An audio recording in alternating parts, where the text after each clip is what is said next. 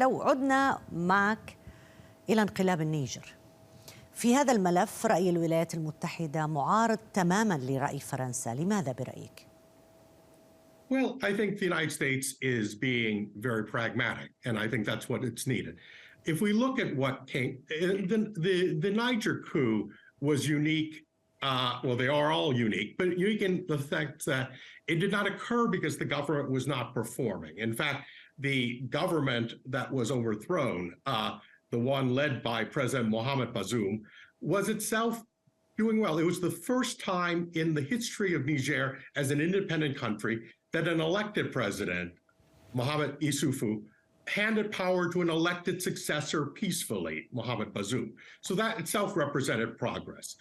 In terms of security, with the assistance of the United States, training, and in fact, lives given, we recall the incident in Tonga in the northeast part of Niger, where a number of American Special Forces operators were killed alongside their Nigerian counterparts a few years ago.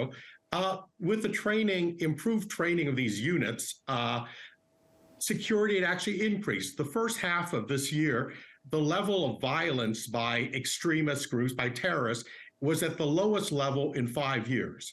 A number of development outcomes have improved. Children enrolled in schools, including girls.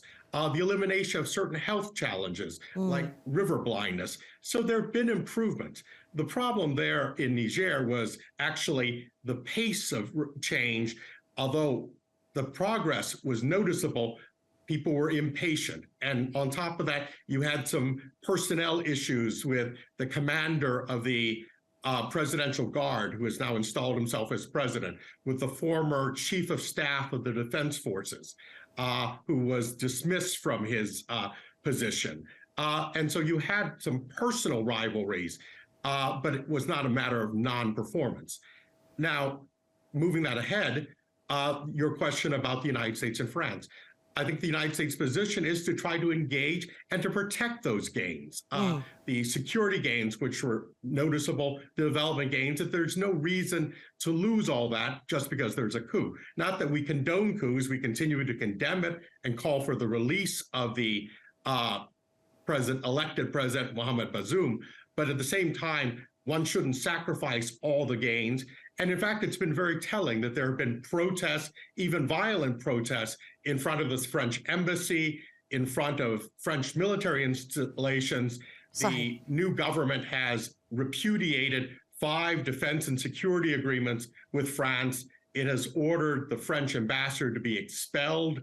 In fact, the deadline has passed for that, although he remains in country. But it hasn't moved in anywhere in that direction with respect to the United States. There have been no protests in front of the American embassy, no demands that the over 1,000 United States military personnel based in that country and carrying out intelligence work that's important, not just for Niger, but for the entire region.